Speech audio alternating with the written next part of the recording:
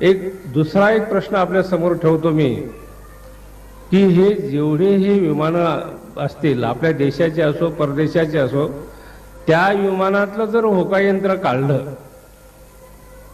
तुम्ही कल्पना करा की विमानामध्ये होका यंत्र ठेवायचंच नाही, तर ते विमान उड्डाण करू शकेल परंतु जिथं जायचं तिथं जाऊ शकणार नाही.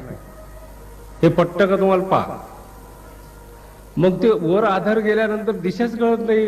दिशा आहे तर जमिनीवर पाय जर तुमचे असतील तर तुमच्याकरता दिशा आहेत. 4 दिशा आहेत, 8 दिशा असू शकतील, 10 असू शकतील खाली वर जर म्हटलं तर. पण तेच विमान वर गेले की त्याला दिशाच कळत नाहीत ना. मग ते होका यंत्राच्या साहाय्याने ते चालतं ते.